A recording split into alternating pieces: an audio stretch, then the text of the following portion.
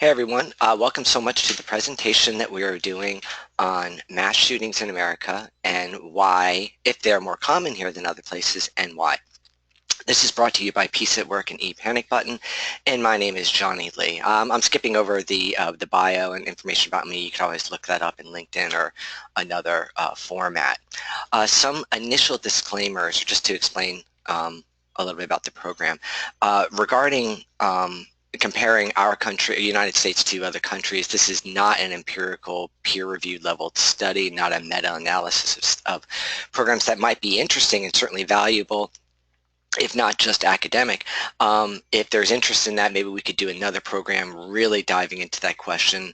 To me, as I'll say, it's not so important, so we'll touch on it briefly, but it's really about what's the values or the issues that maybe are present in America that might lend to these kinds of, to this phenomenon. Now, if I have a program that's called, are there more mass shootings in America and why, it's pretty darn difficult to stay away from any kind of political statement or controversial societal views.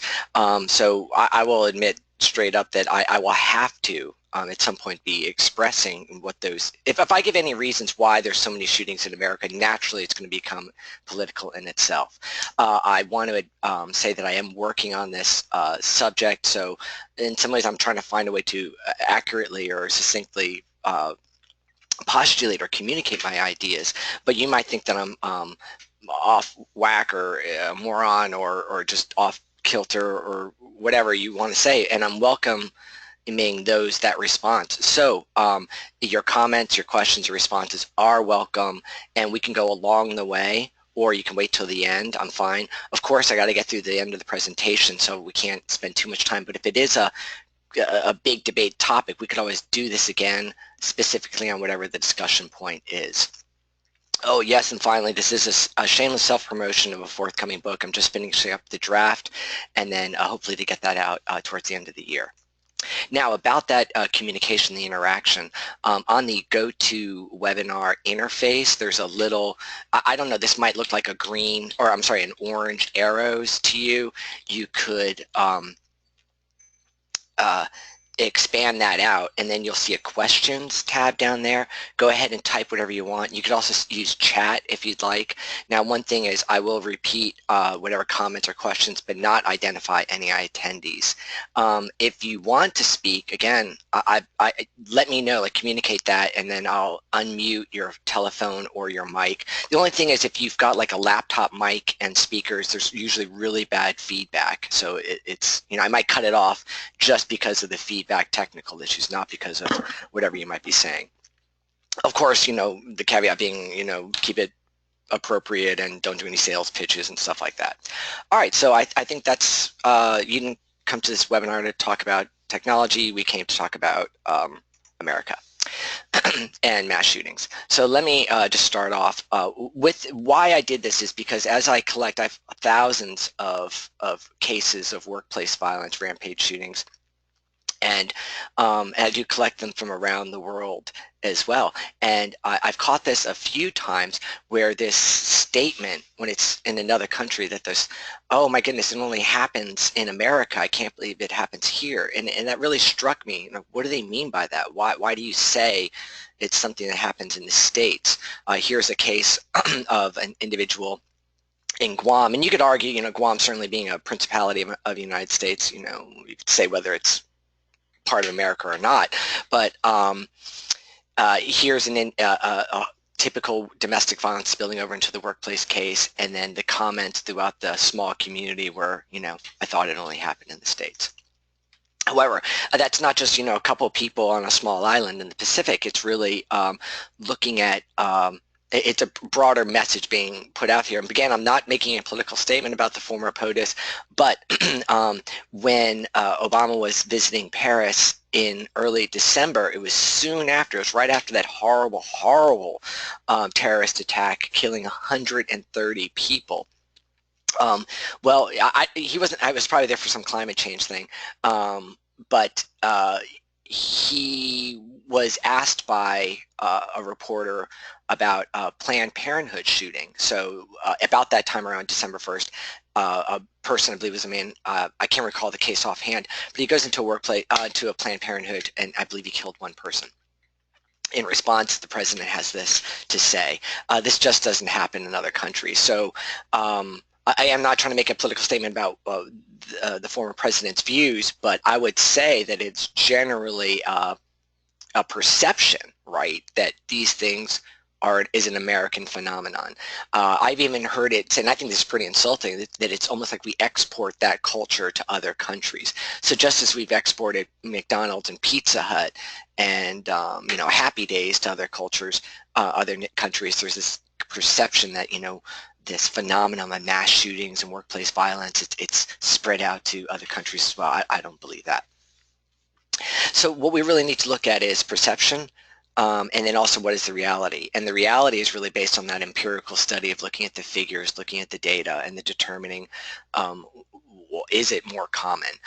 To me, I just want to put out, in some ways this is a moot point, and anyone who's involved with marketing, politics, advertising, perception is reality. So we have to appreciate that point. Again, I encourage folks to speak up and give any feedback or any comments or questions if you disagree with anything I say. I shortened the number of slides I had, hoping that people would engage, but I'm going to be trying to keep this under an hour. I should have said that earlier, but this will roughly be about an hour-long presentation. Okay, so vitally, we really need to talk about what we're talking about. And when we talk about the mass rampage shooting, the first thing I'd like to say is, again, there's that term shootings. Many of the studies that are out there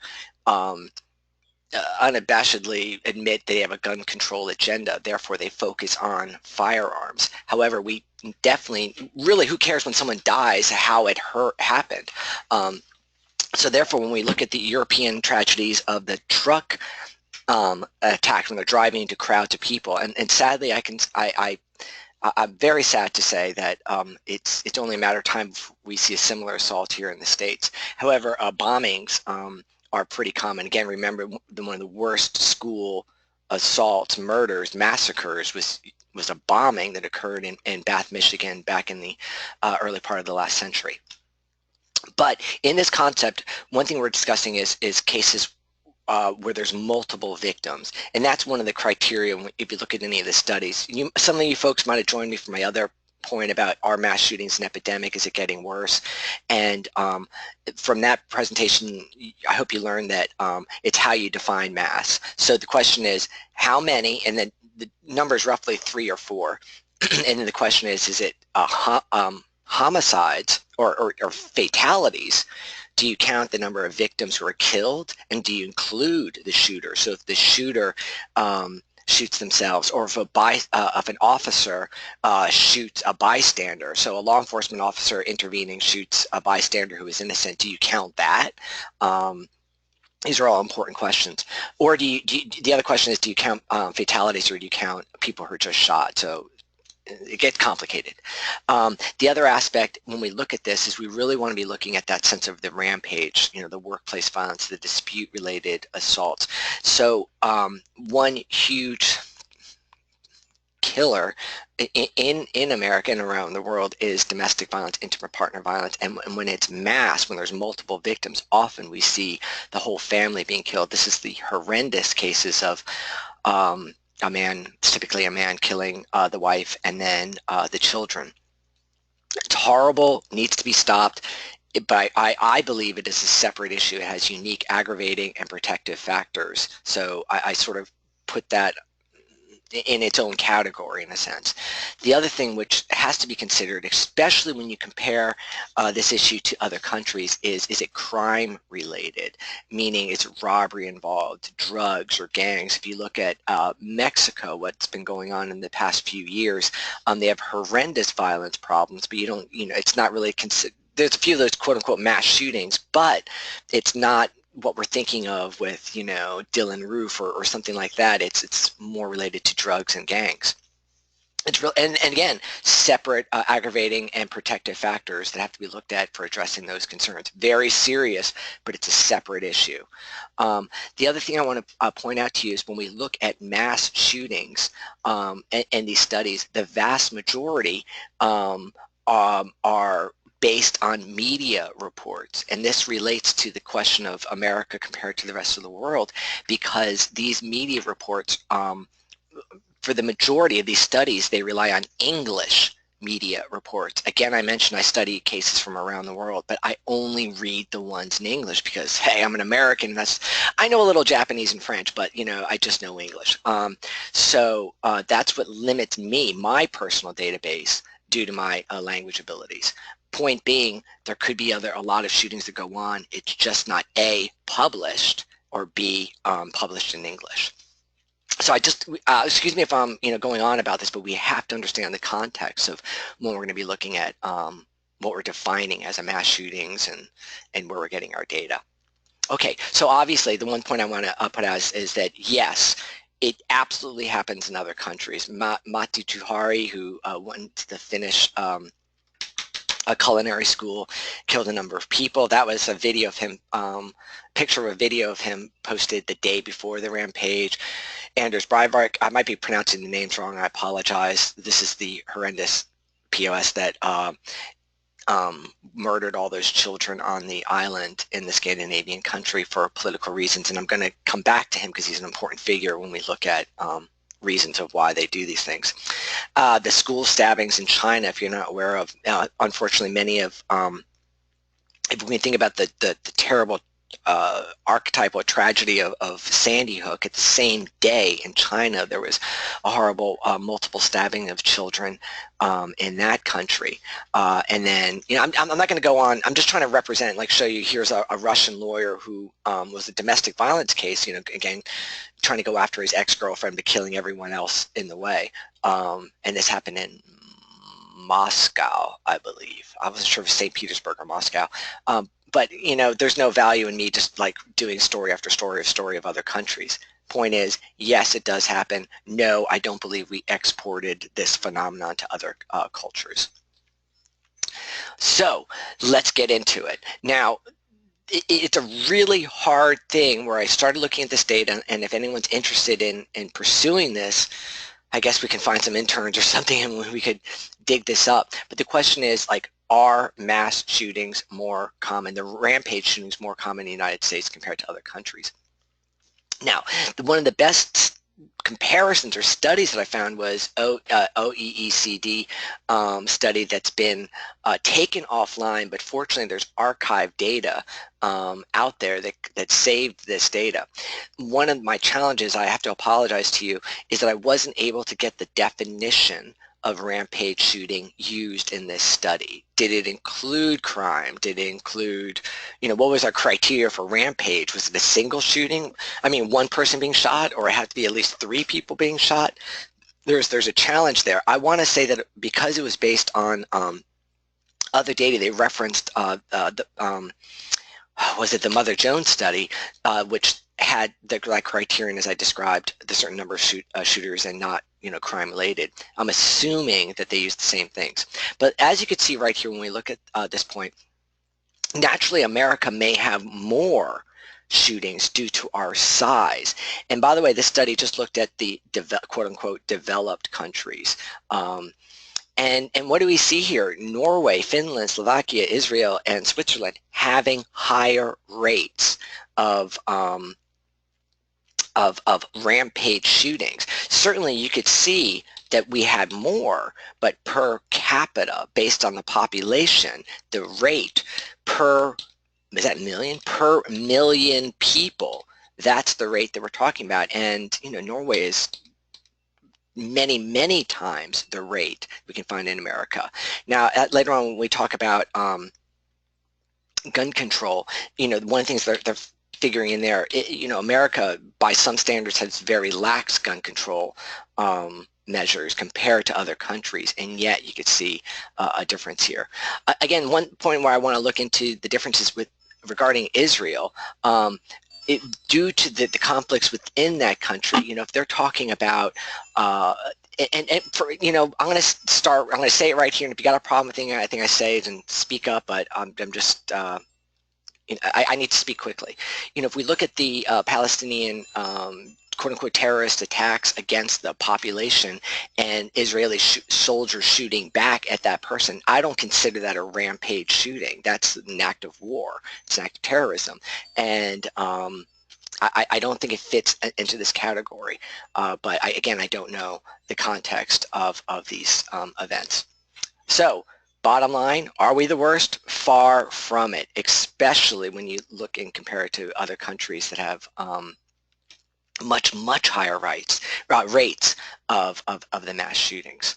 Okay, so why would it possibly be that America might have more violence or more of these mass shootings? And I'm going to go over some typical issues. The one is, of course, is guns. And we just talked about that a minute ago. And regarding that, we can talk about types and gun checks. Then we can talk about mental health.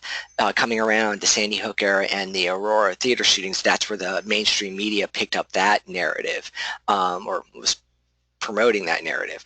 And then something that is not picked up is the question of medication. And we'll touch on that briefly. The bigger issues, I think, when we look at culture, what's unique, and if we could even say if we could even define the American culture, and we could look at that, and then how do we do that? And a lot of that's done through, we can argue, through the media, what's presented on the news, in movies, literature, and things like that, and then also through the history. So one factor I'm going to look at when we look at the values and the characteristics that are promoted through our culture, I'm going to discuss the concept of locus of control, and I'll get into that a little later. But moving on, so let's talk about the big one. This is the thing that everyone's, here's the bottom line. Like, I go to dinner parties, blah blah blah, sitting around telling people what I do, and they go, "Oh, it's so terrible. It's because America has so many guns." You get that. Certainly is that narrative being pushed every time there's a shooting. It's watch the memes fly on Facebook. One way of looking at this is to regard the Australian tragedy back in 1996, where Martin Bryan, who had everything, he was fairly well-off kid, I think a trust fund kid, got to do whatever he wanted. I'm not sure about whatever. There's no history of abuse that I can recall. I have to look at that case again more closely. But went on a rampage, murdered 35 people, injuring 23 others, and he did have quote unquote an assault type rifle. It fails me now about what type that it was. But right after that, it was a black swan event that it had a huge ripple effects across the continent, and there was a big push. There was a groundswell of support for gun control, which was successful. There were then restrictions put on semi-automatic center-fire rifles, any repeating shotguns that hold more than 5 shots, and high-capacity magazines. I don't think that was defined, at least in this in the blurb that I captured. And then regarding, there are other limitations put on low-capacity repeating shotguns, and then on rim fire, which is basically 22s, semi-automatics. So big seizures. They collected thousands and thousands of guns, and then the argument was then, of course, that they haven't had the number of mass shootings in their country afterwards.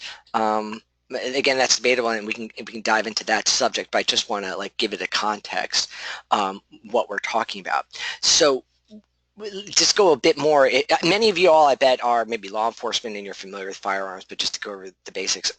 When we're talking about gun control, one factor is, well, some people want all guns, right? And you see that where they're saying, no citizen should have any kind of firearm, and that's a rather extreme stance. But even centrist, or even we can call mild conservatives, would say there might be some restrictions, and what the restrictions may be based on, a lot of them are looking at the loading type, like how does the bullet get chambered, the shell get chambered into the barrel, and it's all breech action. It's except for muzzle. I mean, no one goes on muzzle loading rampages.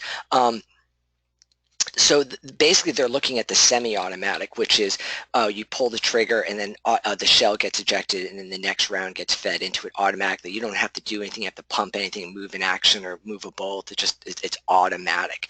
Oh, and one quick thing, there's no automatic weapons in America readily available. You have to get a very special license and special requirements about when you can have a fully automatic weapon, but I can't even think of a Rampage in America that was where a fully automatic weapon was utilized. The other factor is the magazine size of the clip. So how many rounds could that magazine hold? Here's a joke. This is a 200 round clip for an AK-47. I never want to have to carry that around. The other factor we got to look at is gun checks. Like, so it's not the question of what type of guns, but who can get it. So naturally there's questions about augmenting the criminal background checks. But there's also, please understand that within civil restraining orders, if you have like a domestic restraining order, you cannot have a firearm. The other factor, I forgot to put this in here, is the, in fact, I'm going to do it right now, the TSA no-fly zone. That's another factor where you cannot have it. And there's, of course, questions there because there's no due process on this, because the TSA or Department of Homeland Security can say, hey, you're on the no-fly list, you can't own a gun, and there's no due process around that. I guess I just made my first political statement. The other factor is looking at mental health.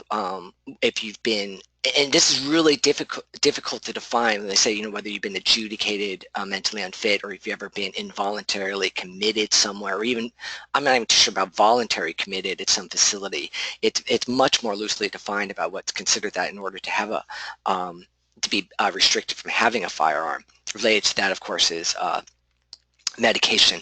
Now, regarding gun checks, there's this, I consider it a myth about the gun show loophole about, you know, well, you don't need to get to do a gun check because you can go to a gun show and get them. That's not true. I go to gun shows. Every single person I've ever talked to goes through the firearms background check. Now there is the question about private sales. I can talk to my neighbor, talk to my friend about buying their gun, or they can give me a gun, or my relative can give me a gun, and that's true. There's no check that needs to be done there.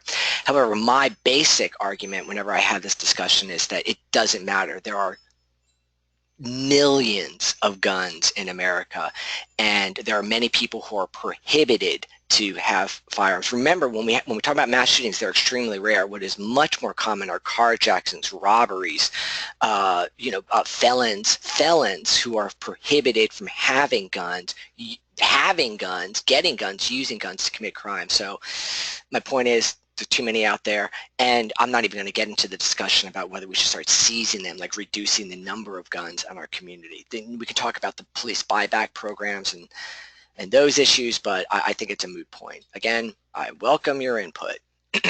Now, are guns the problem? And yes, without a doubt, we do see there's a very high number of homicides. When we compare the number of homicides, we're not just talking about mass shootings, that rampage shootings, but when one individual murders another individual, it's primarily done with guns, and not only guns, specifically, as we can see, handguns. And then that's a real challenge because many of the gun control measures, such as the magazine capacity and the action issues, only are really focusing in on rifles. So it's missing the point. Now, one of the points that I've heard about this is it's not about reducing the number of the action of the weapon or the magazine capacity to reduce the number of people killed in mass shootings, but it's more about the law enforcement response. If a tactical team from law enforcement are responding to a guy who's got, you know, a Glock 23 and a few clips, that's entirely different from facing someone who has, again, I don't know about that 200 round clip on the AK-47, but they do have multiple large capacity clips with an assault type rifle. That is certainly a different response, a different challenge to them. So, you know, that argument can be made. one little note I just want to put out there, and I haven't found this. I can probably do some more digging and find this truth, but for those of you who know firearms, please understand that I've heard this over and over again, maybe it's a myth, that the 22, the lowly 22 is the most lethal, meaning it's killed the most people. So yeah, guys are always talking about, well, I got my 50 caliber Desert Eagle, or no, the 40 caliber is more powerful than the 9. The 22 has killed the most amount of people, and I'm pretty darn sure about that. So let's just consider that factor. All right. Now, so the point is, and I get it, that makes total sense. More guns, more people being shot. Yes. Now, hands down, without a doubt, yes, America is the gun-owning capital of the world. I guess you could. This is Wikipedia data. Don't criticize me for getting my data from there. There's a lot of good data, and besides, it's so grossly established, meaning it's so extreme that I doubt you're going to find any. You might find some different numbers somewhere else, but they're always going to probably show these rankings, and showing that we could double the ownership by rate compared to other people. Now, what is important is then looking off to the right, and you compare gun ownership along the bottom. So the horizontal axis, the x-axis, is the number. It's a rate, the number of firearms per 100 people. So again, good old United States. Oh yeah. By the way, this is off, isn't it? Because here it's saying that there's 112 guns for every 100 people. So then this should be off to the right. Again, different data. This data is from the Crime Prevention Research Center. It might be different years too, that's the other factor. But then we compare it to homicides. And so you could see countries that have very low gun ownership rates, but extremely high homicide rates. And again, I believe in El Salvador, Honduras, and Jamaica, these are not the mass rampage. It's not a student going in and shooting everyone in their high school, or an employee killing everyone at their former workplace. This is, I'm certain, gang related. Venezuela, in fact, I bet this is old data. Sadly, what's going on in Venezuela is a real tragedy. So by these stats, again, we're not looking at mass shootings, which is, again, is a very, very, very small number. It's very low frequency, but homicide being more common broadly, when you broaden out to any kind of homicide, you could see that the United States, by am I being clear here? I don't think it's a factor. Yes, we got a lot of guns. Do you think that's an issue? I don't know. If the United States was positioned up here, a lot of guns, a lot of people being killed, it would make sense. But personally, I feel like that argument is not quite holding. The other thing from the, if you speak with any NRA Second Amendment types, one of the points is that generally, I need to do another slide here. Generally, violent crime has been on the decline since the 70s. So if you look at Bureau of Justice statistics, homicide, robbery, all those things, sexual assault, declining, sometimes massively. I focus on workplace violence, and I looked at robberies, robbery homicides in the workplace, and those have been dipping precipitously. I have trouble saying that word. However, gun ownership rates at the same time are exploding. I live in Alabama, but I mean, I can drive around and I can find 3 or 4 huge gun shops on it's Wednesday. On a Wednesday morning, I can go in there and there's people in there. There's a market, undeniably. Okay, I need to move on because we got a lot to cover. Mental health. The question is, oh, okay, an important part about gun ownership is we are comparing our country to other countries. And yes, you could say without a doubt there's more guns here in the United States. However, mental health, can we argue that there's more, excuse me, I don't mean this in a derogatory, I'm just being funny or whatever, maybe it's not funny, but are there more crazy people in America? I don't know how to answer that. One thing we could look at, and the question is, are there certain diagnoses? In one study, this is violence and personality disorders from a journal, and they listed some diagnoses here. Borderline personality. I'm certainly concerned with paranoia and narcissism. And by the way, we're not looking at the stress disorders here. These are personality disorders. Stress disorders are a little bit different. And then I've got to say straight up again, second political statement, I'm not a fan of the DSM-5. I think it's highly politicized, and I have questions even about psychology and how they determine categorizations. So, but that's, again, a separate issue. Question is America having more mental health issues? One thing that they have found is that many of the disorders that like such as depression and the suicide rates is lower in underdeveloped countries compared to developed countries. Now, of course, that leads to two things. Are there more diagnosis? In an underdeveloped country, you have a small agricultural country in Africa, like do they have the number of licensed therapists running around with their hanging their shingle out trying to save people? There's that issue. The second point is there something about the modern world that we live with, that induces more stress and more anxiety in our population? Okay, I need to move on. One important part about mental health, and again, as I mentioned, it was certainly covered by other by the mass media when we discussed the tragic shootings like at Sandy Hook. But one thing that's not covered is medication.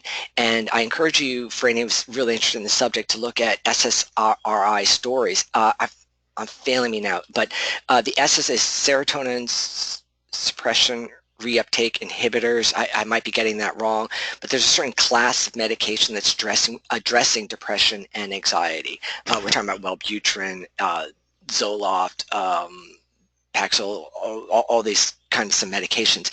And this, I just did a screen capture of a few things. This organization captures mass shootings, rampages, where we've had individuals who have recently started their medication, or there was a change in their medication, or then, of course, one of the worst things is when they decide to get off their medication. Now, if they get off their medication, then we're saying that the medication was a good thing. However, and certainly this is the postulate of this website, is that the medications might be causing it. In terms of that, from another study looking at Citizens Commissions for Human Rights, again, I just pulled a snippet. I'm just grabbing little snippets because I'm already out of time for what I wanted to get to. We could see that there are product announcements. So right within the research that was done prior to its release, it's recognized that many things, Ritalin, Paxil, other products, and by the way, there's plenty more, that it has shown that there was an increase in aggression and an increase of thoughts of harming others. So is there something here to this? Possibly. So my postulate, I'm not making this theory, but here's the postulate that's coming out. If more people are medicated and that's causing these mass shootings, then other countries that also have high rates of medication should have the similar findings, right? So when we look at antidepressants usage, this is from Business Insider, we can see that yes, the United States does have very high rankings. And in fact, I want to say that I've seen other studies that put Australia and Iceland even higher than the United States. But of these, it's always those top three, Australia, Iceland, and America, where we see a high number of usage. So boom, could it be related? Is the medication probably causing these issues? There's really, really good issues. However, one of the factors, it could be causal, it could be correlated and not causal, if you understood what I mean by that. For instance, in Korea, they have one of the worst, of course, talking about South Korea, they have the worst suicide rate. And so that certainly is a sign of depression and some very, very worrying concern. But they have, according to this, one of the lowest uses of antidepressants. The argument has been made that within that culture, it's seen as a point of shame to seek out help or to get that medication. And, you should, just pull yourself up by your bootstraps and deal with it. And it may be that reason why there's higher suicides and less attempts to address it, to fix the issue. So is mental health the problem? Oh, I'm sorry, I want to go back. Without a doubt, mental health is a core issue within mass shootings. This is Johnny Lee's opinion here. Now, whether we're going to say we can get down to a certain diagnosis, so there's a diagnosis that I am interested in called post-traumatic embitterment disorder, which is really interesting. However, I would postulate, I would push that many of these individuals would not really fit under any of these categories. I absolutely do believe, and excuse this, I'm not trying to be funny here, but yeah, these guys are crazy, right? Who would go into a park, go into a mall and just shoot random people? That's crazy, all right? And no, I understand that many times when I've said this in public, people go, well, now there's a stigma being put against people with mental health issues. There's an excellent point that most of the victims, if you have a mental health issue, you're more likely to be a victim than a perpetrator of violence, and I agree with that. You know, I've seen those studies. However, I'm not trying to get some clinical definition of what mental health is. I'm just giving from the common sense standpoint, that's a crazy thing to do, and to go into a workplace and start shooting people. There has to be this disconnect. I'm going to talk about this later. This delusion, this disconnect, this inappropriate response to a grievance. And wow, that's a loud airplane. And it has to be considered. But when we look at the formal diagnosis and we look at metrics, I don't know if this comes into play. Medication is an interesting issue. This is something which, you know, I'm not a psychiatrist, I'm not a physician, so, you know, it would take, I believe, better studies. And I'm also a little suspicious of the peer-reviewed journals, how innocent, unbiased they are. I'm quite confident that the pharmaceutical industry has quite a bit of influence over the peer-reviewed journals. Ooh, political statement number 3. Moving on. So let me back up and say, you know, who cares? I don't really care. If we're going to be, and I apologize if you came to this webinar thinking we're going to look at hard data of comparisons of the United States to others. In many ways, we know it's an issue. It does happen in other places. Why? What can we do about it? That's what all I really care about. And now as a point of discussion, just as a point of, you know, what is it unique about the United States that maybe why this is occurring? I'm really looking at the character, the values, the culture of America. So yeah, there we go. Yes, you know, demographic, whatever it might be. And one thing when we're taking this innocent, not innocent, this genuine, earnest look at this subject, we have to remove any kind of political concerns about political correctness or things like that. You know, it has to be objective, and I think then we could find a possible solution. You know, what is the source, and the bottom line is what could be done about it. So let's talk about culture, and then let's go back to, I'm going back to the typical arguments about why there's so many incidents in America and what's wrong with America.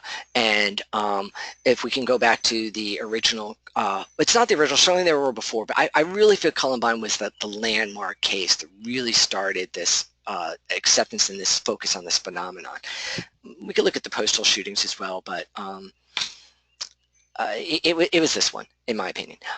Now, if you recall, I remember I was a younger person when this came out, and everyone picked on Marilyn Manson. And they, you know, there was a question whether these boys actually even liked his music, but immediately it was picked out the trench coat mafia. And the question is it the violence that's portrayed in our movies, in our music, in our TV shows, and also that hateful malice that's there? Is this causing it? Folks, you're all pretty quiet out there. I'd love your opinions. I say no. I don't buy this argument.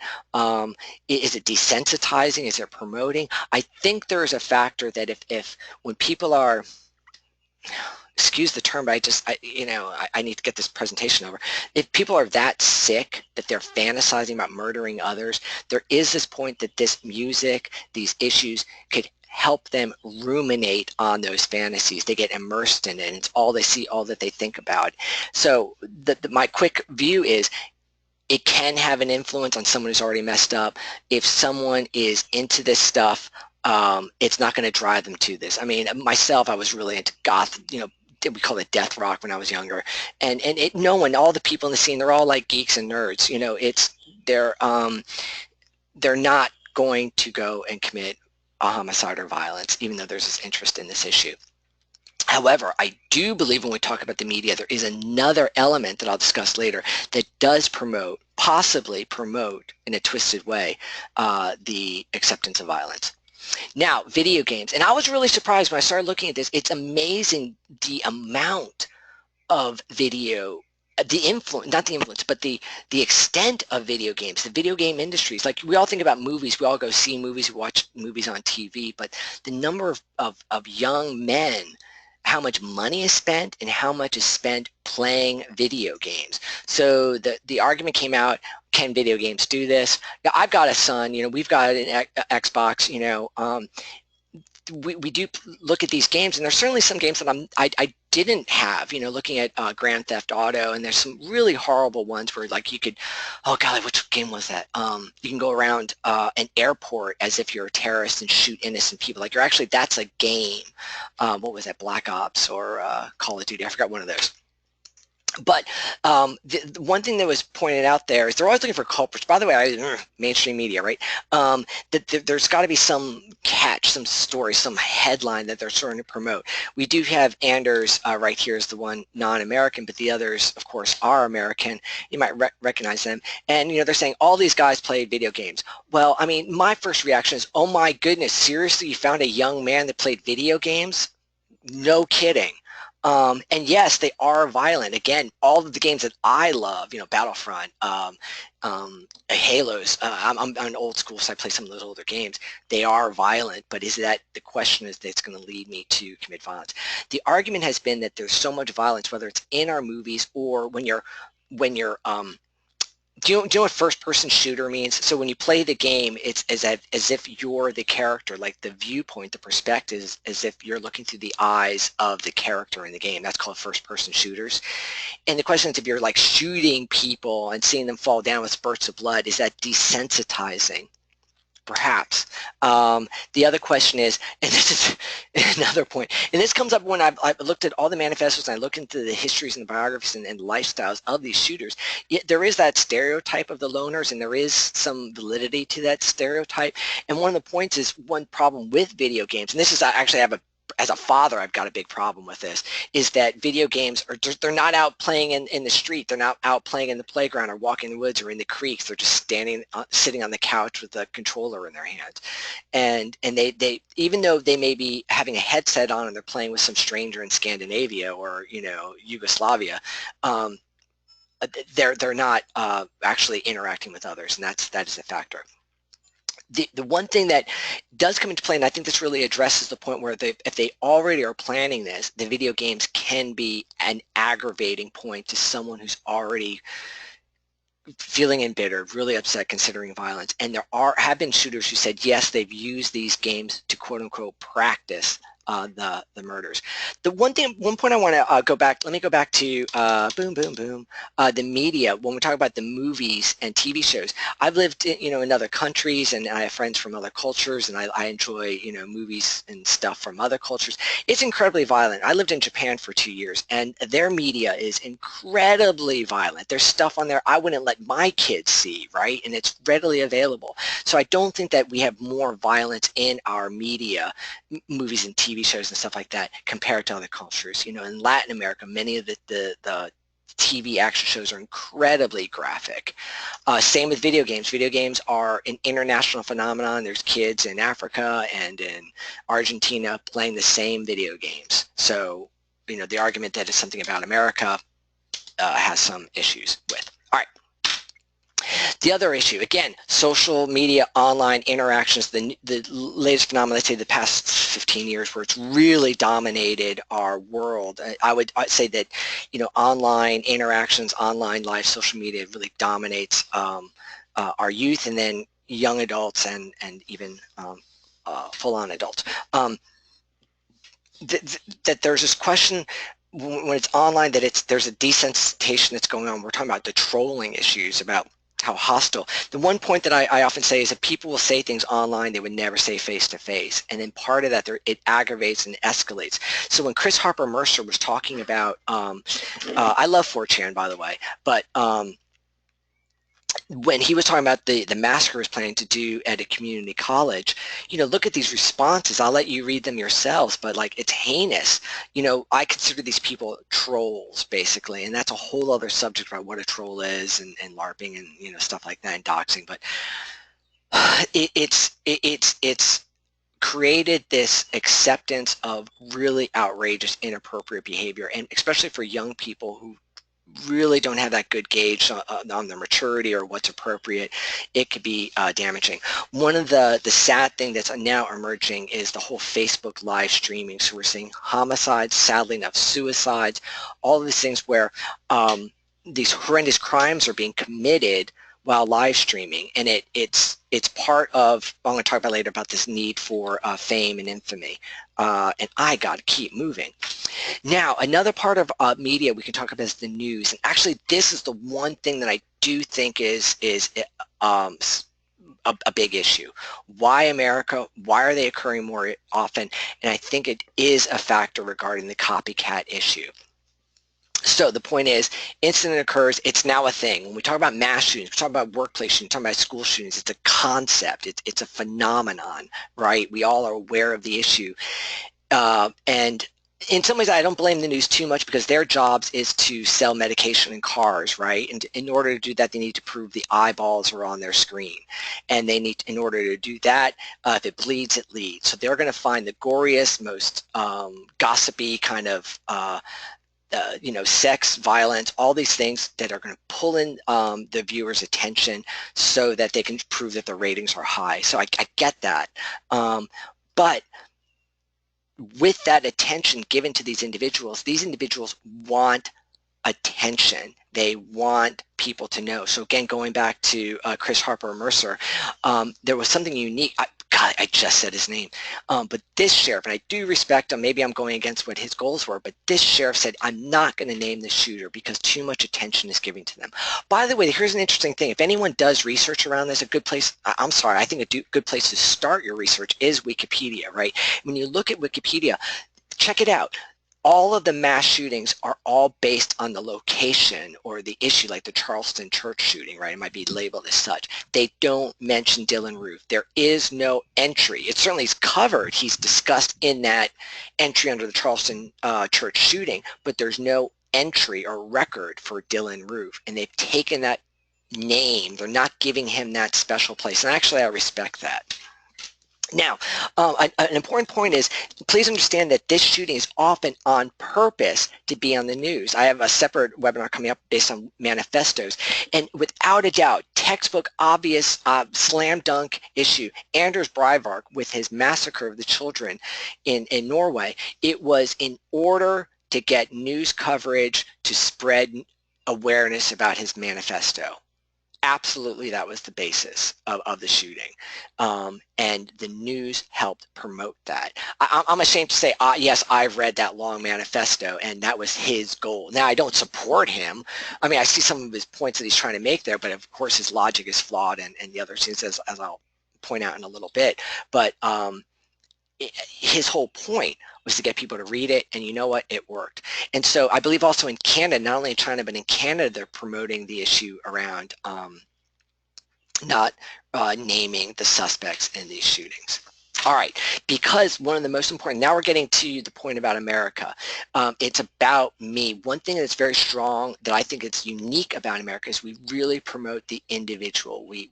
And with today's media, I think it's even more so obvious. Elliot Rodgers from this famous, I might say this wrong, Isla Vista shootings. Here's a quote that he said right there.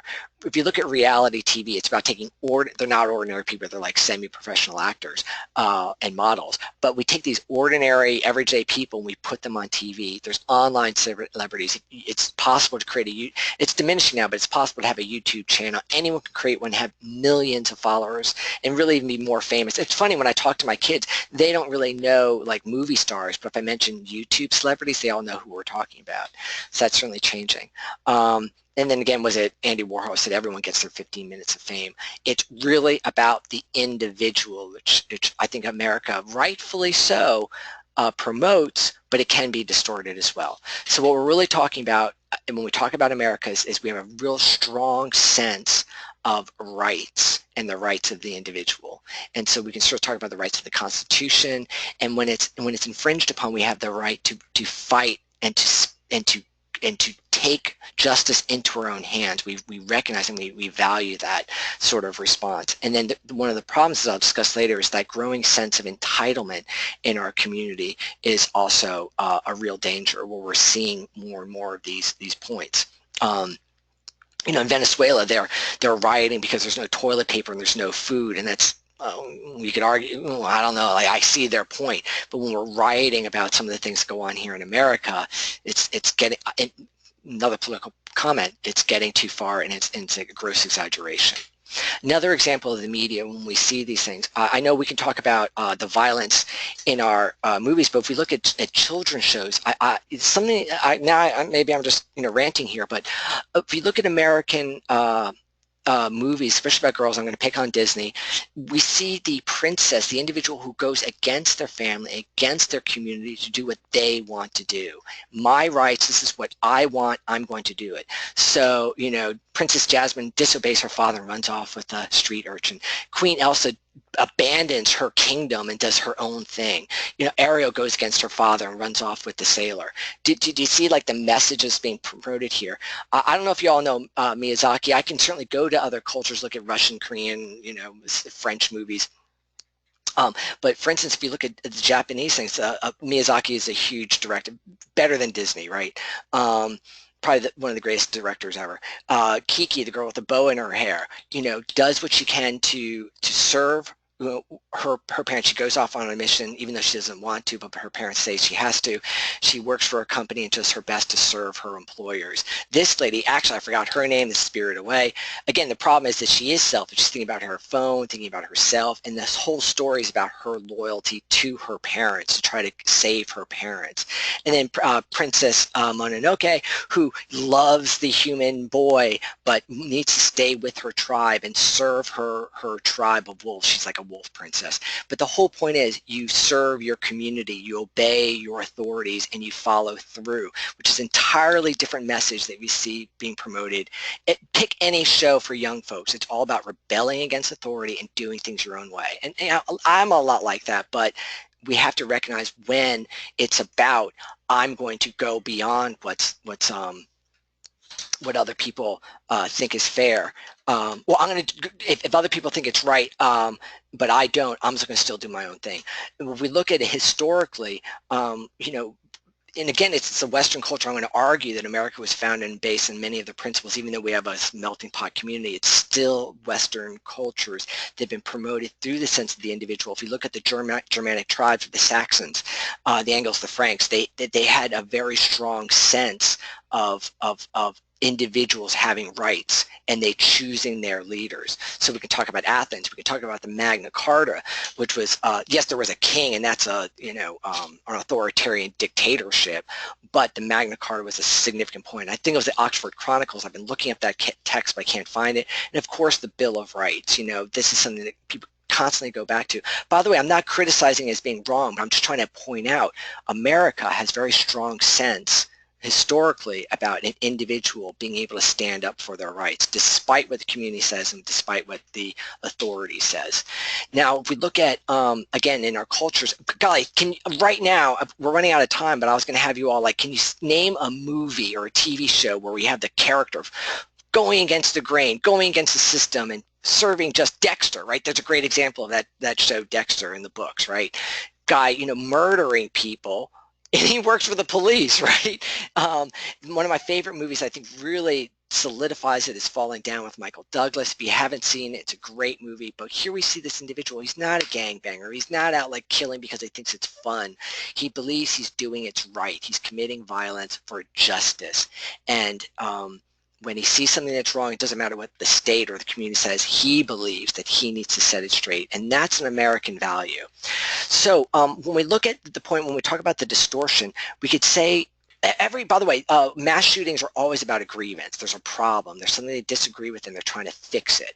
Either they're going to fix it by, actually fixing, like getting rid of the bad people, or creating awareness about it, or just simply for the basis of revenge. You've hurt me, I'm going to hurt you back. And so there's an anger, there's a grievance, and it's always about an infringement of our rights. It's always about somehow I've been violated. And in many ways, if you're familiar, I talked about this earlier, an external locus of control. Locus of control is who's responsible for your life and what happens to you, your station in life, who's to blame, right? An external focus looks at others. It's our parents' fault that we're so messed up. It's society's fault. Oh, by the way, this is from a great movie, Repo Man, and at the end, here's a skinhead, he's robbing places, and his old friend finds him as he's dying on the floor, and he's saying, oh, society made me do it. Again, he's robbing a place and somehow it's society's fault. And I'm going to touch on this later about why that's a dangerous issue that's getting worse and worse now. However, I do believe within the American value context, there's this point of the internal locus of control, meaning I could do something about it. It's wrong, but I'm going to decide to take action to fix it. And Robin Hood, right? Think about him. He's a criminal. Like, we all think of Robin Hood as this great guy, right? He's a hero.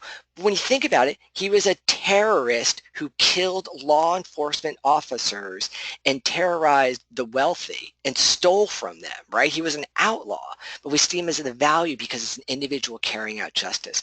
And I'm sorry, I'm going to geek out with you a little bit more. If you guys follow, and by the way, the comic book is much better than the movie. Probably most of you just saw the movie Civil War. But again, Captain America goes against the system. He goes against the authority. He's now an outlaw. When he decides what is right, he's going to step forward because of justice. And it's not the state that promotes justice. It's up to the individual.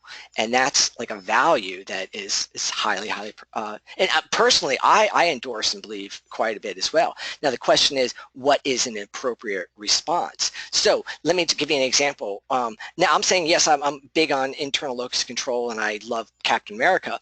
But, let's just give an example here. There's two issues. Why are you angry? And what's an appropriate level of response? Now, if someone's beating up, shooting, raping your child, that's pretty bad, right?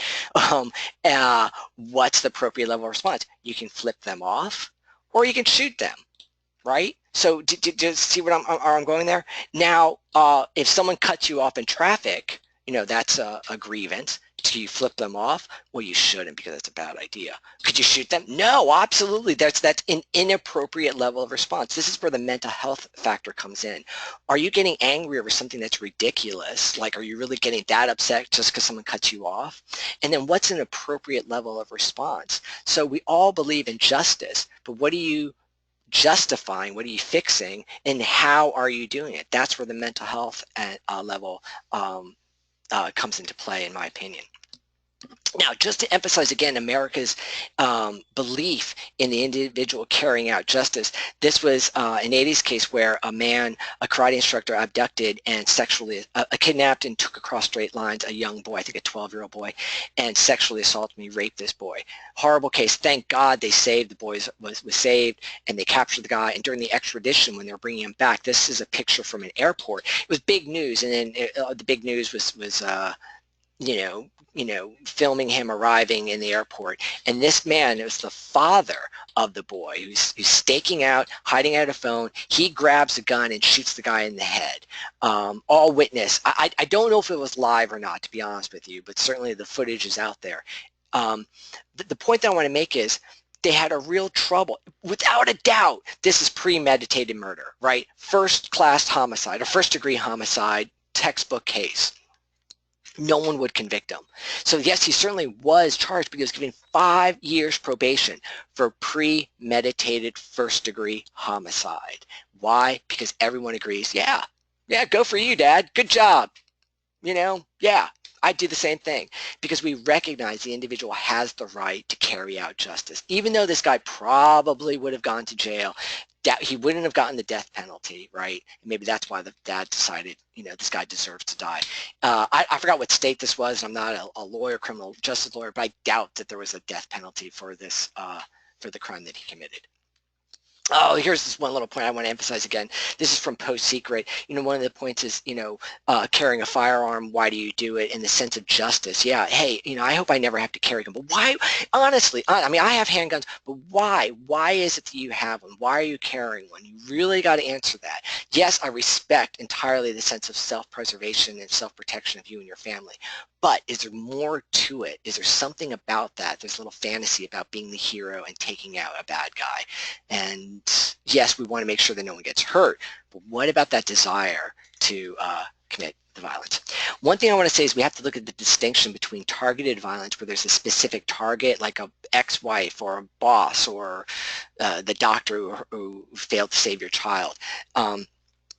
There's that concept, but then the random violence, meaning when it's done out in a park or the mall, and truly it's against the general population, or maybe they're going after a certain class. So if you look at the Orlando gay club shooting, and that guy was targeting gays. I guess homosexuals are not a PC term anymore.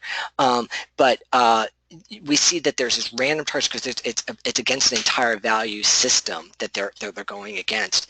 So the grievance is really applied to the entire group. And again, it doesn't make sense. This is, I believe, the mental health issue. If someone wronged you, so we see a lot of misogyny cases where a guy can never get a date, or maybe got dumped by someone, and then he goes out and shoots all the women. It may, who knows, maybe that person, the woman did hurt his feelings. He doesn't deserve to be shot or killed, but that person, there's someone who offended them, but they apply that blame to the entire gender who's the problem. Now, again, I'm not trying to make a political statement, but when we look at the terrorist attacks, if this individual says, oh, my whole family was killed by a drone strike, I hate the people who did this. Just looking at the justification, I'm not saying that they're justified, but do you see that they have their justification? So my problems are the sense of entitlement, and what you're entitled to is growing, and I'll touch on that later. Another issue is that appropriate level of response. Like, if someone does you wrong, what's the appropriate way to handle it? How far to go? I think that is also escalating. There's this, and I think part of it's the online media awareness. Like it's ramping up. Well, I'll talk about that later. So maybe I'll start talking about it now. One of the real challenges that I believe is, and why America is maybe going to have more violence, is the sense of entitlement is definitely growing. Like what you're entitled to, what your rights are. And golly, I realize I'm making political statements here, and I'm trying to avoid what the controversies are, like naming topics, but undeniably the sense of entitlement is growing. It's being promoted by the mainstream media and by our educational system. I guess that's another political statement. And because of that, it might be unrealistic what they're entitled to, and therefore they won't get it. Or worse, they will get it. That's a bigger nightmare. But when it's denied, what's that response? What is an appropriate response? So now we're seeing this resist. Yeah, and I'm not making political statements about Trump, but the whole point about like BAM, right? That's by all means necessary. So we must remove Trump by all means necessary. Does that include murder? Does that include terrorism? We got to be aware of these factors. The other problem is the growth and the domination of social media and online instant everything. So we're seeing this when I commit an action. Right now, I could make a political statement, go and commit a shooting, and I guarantee you I'm going to be across the world within 1 hour. My face will be on people's telephones all across the world, and I get to talk about what my issue is, and that's that fame is also promoting the tendency for these incidents to occur more often. Now, related to the entitlement point is the confrontation. I'm not going to try not to take a side about which one is right, and it's a very complex issue, but we're seeing this rancor, this malice, this hatred, this what's the word I'm looking for? The language being used is just escalating horrendously, and it's not the fringe groups. It's being more and more within that mainstream, the center of the bell curve kind of population. The one thing I will say is I don't believe that the protesters are going to do the mass shootings. There certainly is violence, that's undeniable, but that kind of rampage mass shootings, are unlikely, I believe, by the protesters, but there may be a lone wolf that has that ideology, that sees the protester not doing anything and move forward. By the way, I was going to do this meme and put it out there. Dylan Roof, right? That little SOB who went into the Charleston church and murdered those innocent black congregants, the members of the church. He did that to start a race war.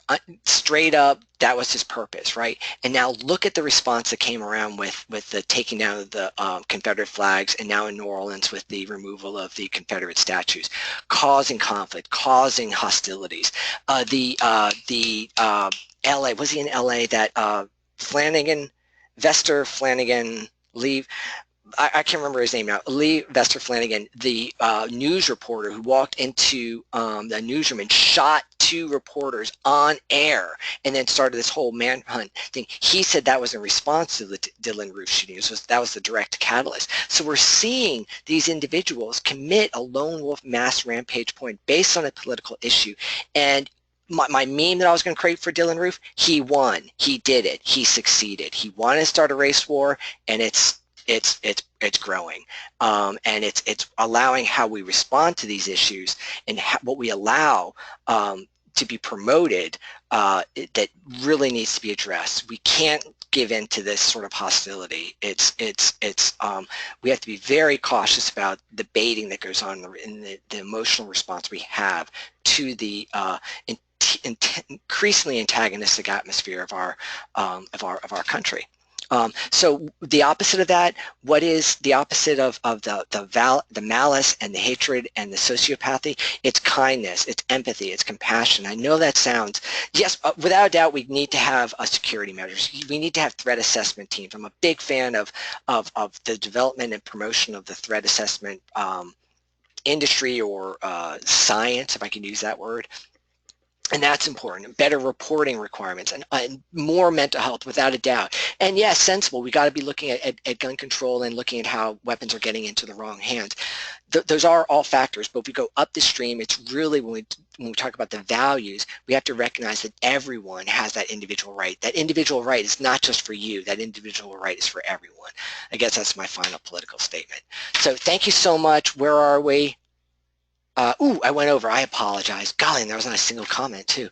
Thank you. This is brought to you by Peace at Work and the Panic Button. I might be doing this again, especially with your feedback. If you didn't want to say anything, but you want to reply with an email, Johnny, this was great. Johnny, this was terrible. Work on this, work on that. I think I'll be doing this again.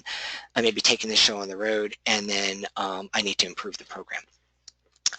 Presentation's over. Let me give you a little commercial. This was all free, and the reason I'm able to do this free is through my program called the ePanic Button. If you have a lone receptionist or a lone worker who needs help, then they could summon help by clicking an icon on their desktop using the keyboard, or we have optional hardware. It sends out desktop pop-up alerts, emails, and text messages. Actually, that's our old model. Let me go show you our new one. Our new version looks really cool like that. It bops and flashes. It beeps and flashes, and across your organization, whether you want one computer to go off or 5,000 or 50,000, they'll all pop up and let them know what the situation is if you would like. And then, here's some of my buttons right down here, and you could see that it's a great way to either as a duress alarm or mass notification system. It's a pretty cool system. So thank you so much. I don't know if anyone has any other questions. You're welcome to join, to ask them now, or again, questions, comments, if you want to just send me back as an email, I would request that as well. Thank you so much for joining me. I hope you found this valuable, and I hope you have a great week. Thank you.